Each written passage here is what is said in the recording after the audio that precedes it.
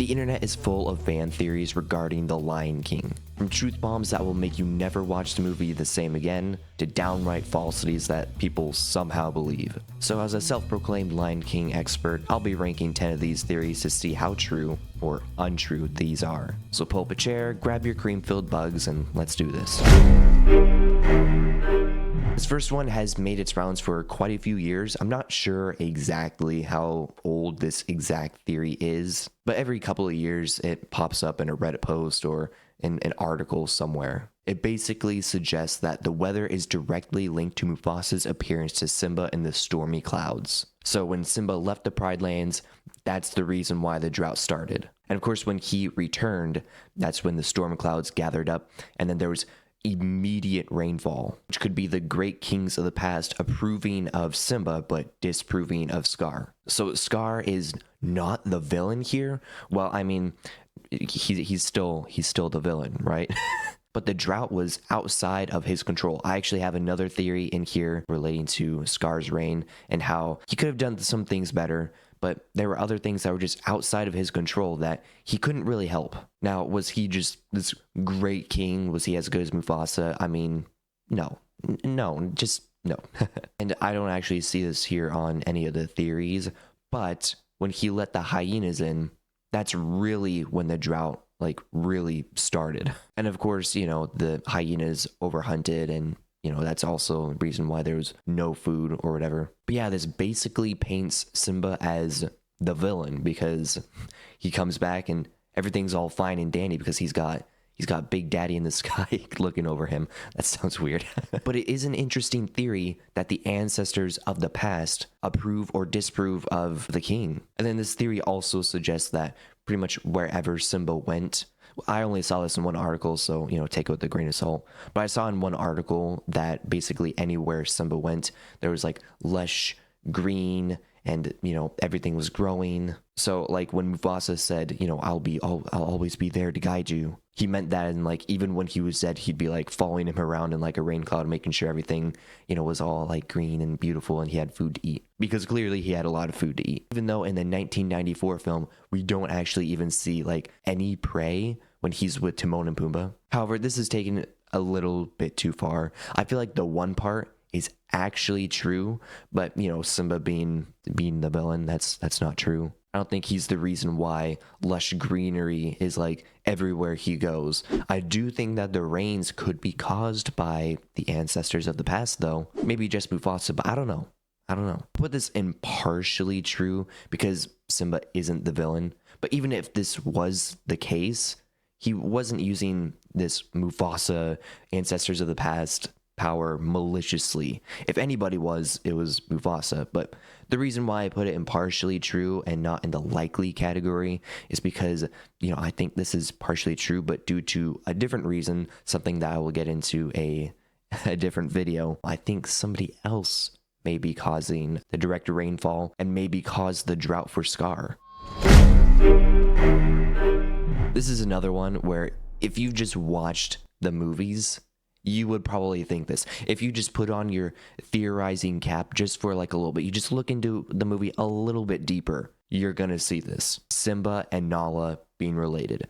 Now, this has been discussed a lot, and there's even a expert that weighed in on this. And the expert basically said, if I'm trying to remember correctly, he said that there's usually 2 to 3 male lions in a pride, and then there's a bunch of other females. But the females are usually super close related as well. They're all grandmas, moms, aunts, nieces, all that. So it's possible that they could be related more on the female side.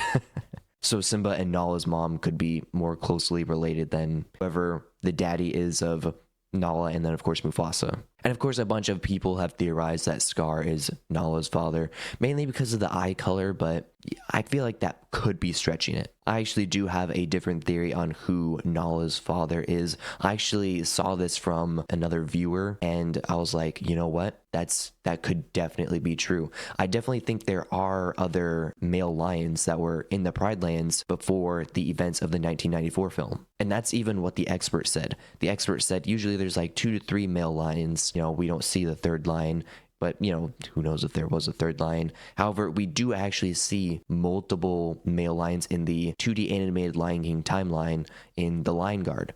And, that's kind of my theory right there. But I'll get into that in a different video. Otherwise, this video would just be too long if I deep dove into that way more. Is deep dove? Is that a word? I don't know. And then, of course, the live action timeline. It's actually not likely at all that they're related in there, because we see from Mufasa that Mufasa, Sarabi, and Taka join a different pride with Mufasa's mother, but we're kind of assuming that she found a different pride and she kind of joined them. And so Mufasa, Taka, Sarabi, and all of them are not related to the pride that they join. And so it's unlikely that, because Sarabi is different from those other lionesses, that the mothers are closely related, because Sarabi is not related to those other lionesses. The other lionesses one of them is going to be the mother of Nala. Now, whether it's Taka or Scar in the live action timeline, I don't know. So I'll put this in the likely category for the 2D animated timeline. If you kind of like the live action timeline more, which I don't know who does, you could put this in the false or basically disproven category. But I like the 2D animated timeline more. If I had like a second one, like if I had another second item here that I could add into, then I would definitely put one in the disproven, one in the likely. But just because I have one, I'm gonna say for the 2D animated timeline, it's likely, which is very weird to think about, but these are lions, these are animals, so get over it. Oh, I should probably talk about my tier list here. So proven is for things that have been like canonically been proven, and then true is things that I think are true, and then partially is like, yeah, this is true, but there's some things that are about it that are wrong, like Simba being the villain. And then there's likely, so things I think are likely but not proven, and there's a chance that it could be false. And then of course there's unlikely, and then there's false, so things that I feel could be false. And then there's disproven, which canonically has been disproven. Got it? Good. Great. This is another really popular one, and this is one that actually MatPat from the Film Theorists has disproven, and that's that Scar ate Mufasa, or basically Scar is, dare I say, a cannibal. Now, there have been instances in extreme real-life scenarios where lions will eat other lions, but that's extreme. It's not like on the menu for them. What's more likely is that, I don't remember if MatPat talked about this, but what's more likely is that the hyenas actually ate Mufasa, because hyenas will eat dead carcasses, so dead lion carcass. There you go. But the reason why everybody's like, why did Scar eat Mufasa? It's because he was holding that skull. That's a pretty famous image right there. You've probably seen it. You may have even seen this theory. It's very popular. But once again, MatPat has disproven it, because that's actually what did he say, a baboon skull? And I tend to agree. If you look at the side-by-side, like a lion skull and then like a baboon skull, it's like, okay, yeah, that's a baboon skull. Where did Scar find baboons? I don't know, but he did. But because it's not officially disproven, I'll just put it in false.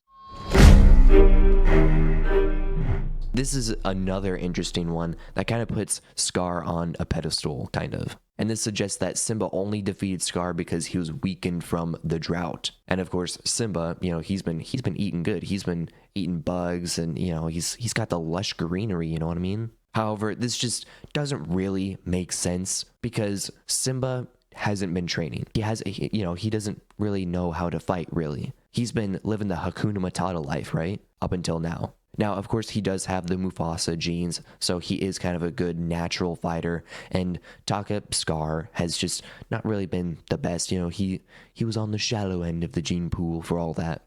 Maybe Mufasa was like intentionally making him, skinny and all that, just so that he couldn't retaliate. So maybe Scar wasn't always he hasn't always been, skinny in terms of, the 2D animated timeline. Maybe Mufasa intentionally made sure he didn't have a ton to eat.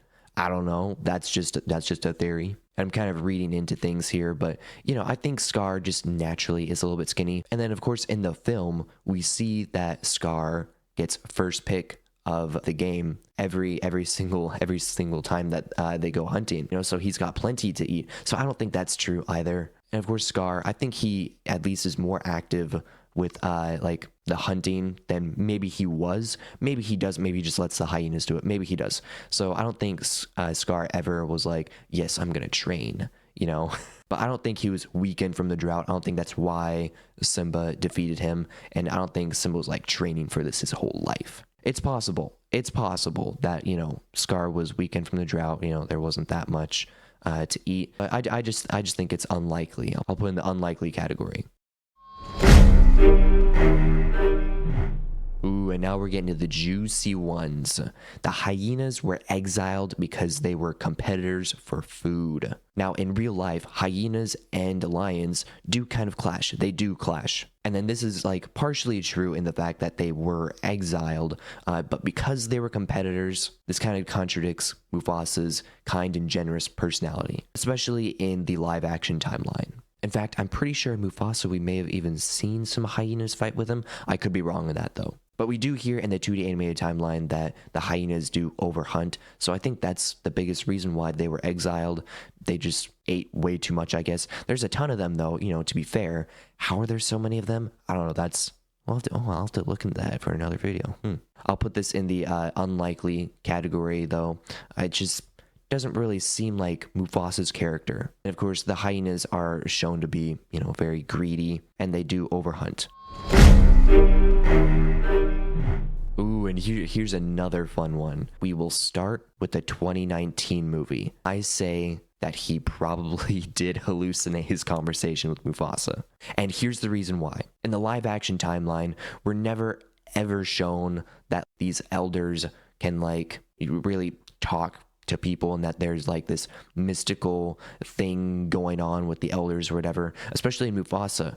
We see that there's like in the constellations, we see like what looks to be like a lion face, but never in Mufasa does anybody talk to like any of the like ancestors of the past. And of course, in the 2019 film, Simba does talk to Mufasa, but that's the only time that we see that. And of course, with the drought and then all that could separate, the differences of the 1994 and the 2019 film, maybe. But I think it's definitely likely in the 2019 version that, Simba, he had a weird bug for dinner or whatever, and he's just imagining his father. And then in the 2D animated timeline, it's very unlikely because of the Lion Guard, basically disproven in the 2D animated timeline because we see the Roar of the Elders with Kion over and over and over again. Do we see the Roar of the Elders with Kion? And so it's clear that it's kind of like the magic system in The Lion King. So likely in the live action timeline, but basically false in the 2D timeline. And yeah, I'll just put it in false because I guess I've been favoring the 2D animated timeline. See, isn't it so complicated that there's two timelines? Goodness gracious, Disney. If you didn't know there were two timelines, then go watch my The Lion King just got a whole lot more complicated video. Which, hey, thank you for the support on that video. I appreciate it. And then here's another one. It's kind of an older-ish one. Scar and Mufasa are not biological brothers, which this is clearly proven in Mufasa. So the live-action timeline, it's proven. And then in the 1994 one, it's a little bit more blurry. It's a bit more like, I don't know. They do look different, but Scar does actually mention the gene pool, like I got the shallow end of the gene pool. I'm not sure exactly how lion genetics work, if it's possible for two brothers from the same like mother and father, or maybe just from the same father, whatever, to one to be like more of the darker, like with the darker mane, and then with Mufasa, of course, he's got the lighter mane, which I don't know if you guys know this, but the darker mane is more attractive for the females. There you go. So Scar's more attractive. So false in the 2D animated timeline, and then proven to be true in the live action timeline. You know what? The live action timeline, it's looking kind of barren. It doesn't have much support. I'll throw this guy in the proven category. I'll side with the live action timeline here. Okay, this one's a little bit crazy, okay? So buckle up, okay? Just making sure. The Lion King takes place in a post-apocalyptic future. This theory basically suggests that because there are no humans, that the animals basically, like, I don't know, something happened to the humans. And then the animals, like, somehow learned to talk and then took some of the mannerisms from the humans or whatever. And then, yeah, they just started talking and all that. And then they started creating their own, like, economies, like the Pride Lands. Like, goodness gracious. This one is so crazy. But if you think about it, how is it that in the Lion Guard they celebrate Christmas? You know, Christmas is about Christ's birth, you know, and that's a very human, that's a human thing. Unless there's some sort of like lion Jesus in the past or equivalent, I don't know. And then of course Zazu in the 1994 film, he sings "It's a Small World." Where did he get that? Is this just a song that they sing in the 2D animated timeline in the Lion King? I don't know. So all of that, you know, makes me not immediately put this theory in the false category, but because of how crazy it truly is, I'm gonna put it in the unlikely category. But you know, a little bit, you know, lower here because you know it could be, but you know, it's just animals. It could be before humans, you know, like really settled down, like in Africa. We see in the Lion Guard and of course in Mufasa, the Mufasa film, we see them travel all around and there's like no signs of humans whatsoever. So, you know, where's the humans? In this universe, it could just be that like the animals, you know, kind of sort of act as like the or at least the lions and some of the other, you know, the baboons and, you know, all that, hippos apparently, I don't know, serve as like the humans ish. I don't know. It's really weird to think about. So yeah, unlikely, but not completely false or disproven. Here's another one with Scar during the drought when Simba was gone. It suggests that Scar killed basically the entire Pride Lands ecosystem of animals to feed the hyenas. And we do see that the hyenas, they ate too much and the lionesses were going hungry. I mean, to be fair, like Sarabi, I mean, do you look like you're starving? No, not really. But we do see there's like hardly any animals in the Pride Lands when Simba returns. And it's clearly said that there's hardly any animals, so this is partially true, but did he kill like every single one? No, because once the rain starts again, then, you know, all the animals come back, I guess. So I'll put this in the partially category. The partially true category, that is. Alright, here's the last one, and it's a doozy. It's a doozy, okay? This theory from a Reddit post argues that what we see is a Simba-centric retelling, because those in charge shaped the story to justify Scar's downfall. As the user put it, history is written by the victors. In this case, Simba. The film script was written by his followers, or him. He's just like telling it. End of quote. Oh, sorry, I add a little bit extra something back there. This would make sense because Timon and Pumbaa told the exact same story, but from their perspective, and things were not as they would seem. There's like a whole different story going on, and like, you know, for the I Just Can't Wait to Be King, the reason why all the animals fell down was because of, you know, Timon and Pumbaa's shenanigans. Ruining things as per usual. And of course, like with any movie or story, we, the audience, are viewing it from somewhat of a biased perspective because we can't see everything that's going on. There's, of course, cuts and everything. And of course, we're looking at this from the perspective, like, you know, this actually, you know, happened. We're putting ourselves